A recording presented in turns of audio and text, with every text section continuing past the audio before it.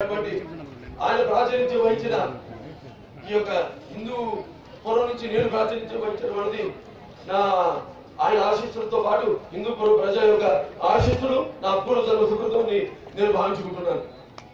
ఎందుకంటే ఈ రోజు ప్రగతి విషయంలో చూస్తే మన ఈ హిందూపురం నియోజకవర్గం రాష్ట్ర ప్రభుత్వం దృష్టిలో మనం ప్రథమ స్థానంలో నిలిచి ఇది అభివృద్ధిలో ఈనాడు రాష్ట్రంలో 7వ స్థానంలో అలాగే అనంతపురం జిల్లాలో మొదటి స్థానంలో ఉన్నామంటే నాతో పాటు యథారాజా తథా ప్రజ అన్నట్టు సహకరించి ఇది ఒక నియోజకవర్గం కాదు, ఇది దేవాలయం, ఇది మా ఇల్లు, హిందూపురం ప్రజలంతా మా కుటుంబ సభ్యులు అని మాతో పాటు కలిసికట్టుగా పనిచేసిన అధికారులందరికీ ఈ సభాముఖంగా నా కృతజ్ఞత తెలియజేస్తున్నాను. పెన్షన్లు ఏ విషయంలో చూసుకున్న ఇంతకుముందు చెప్పారు మన అనంతపురం జిల్లాలో మొదటి స్థానంలో ఉన్నాం, రాష్ట్రంలో 7వ స్థానంలో ఉన్నామని. ఇక ఈ యొక్క రేషన్ కార్డు విషయానికి వస్తే మొత్తం అందరికి అంది రేషన్ కార్డు అని నేను అనుకుంటున్నాను. ఏమిటంటే అందరికి అందినయా? ఇప్పటి వరకు 18,298 రేషన్ కార్డులు ఇవ్వడం జరిగింది. దాంతో ఇప్పుడు ఒక 4 రోజుల క్రితం ప్రధానమంత్రి ఆవాస్ యోజన మరియు ఎన్టీఆర్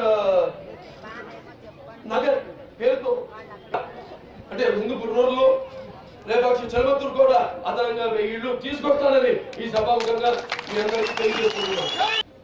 ఎంతగానో హిందూపురం ప్రజలు ఎదురు చూస్తున్న ఈ మార్కెట్ మొన్ననే ఫైనలైజ్ అయిపోయింది 23 కోట్లతో. దానికి టెక్నికల్ శాంక్షన్ చెందింది, అది ఆటోమేటిక్ గా జరిగిపోతుంది.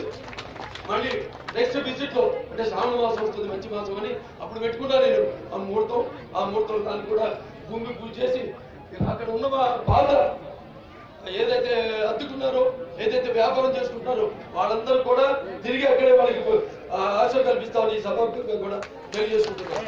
ఇక్కడ మన 4 కోట్లతో ఈ యొక్క పశువుల వైద్యశాల ఆల్రెడీ రెడీగా ఉంది. అది కూడా నెక్స్ట్ ఈసారి వచ్చినప్పుడు చెప్పామంటే శ్రావణ మాసంలోని అది కూడా ప్రారంభోత్సవానికి సిద్ధంగా ఉంది. అంటే అన్ని విధాల వైద్యశాల అది మన అనంతపురం రాష్ట్ర కేంద్రం అంటే విద్యా కేంద్రంగా దాన్ని కూడా అతి త్వరలో అలాగే 1,50,000 రూపాయలతో మన ఆర్టీఓ ఆఫీస్ అది కూడా సిద్ధంగా ఉంటుంది.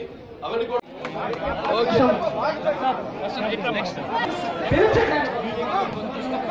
ఈశ్వరమ్మ, గౌరమ్మ,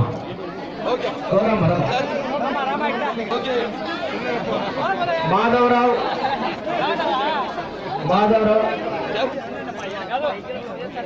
ఇర్ఫాన్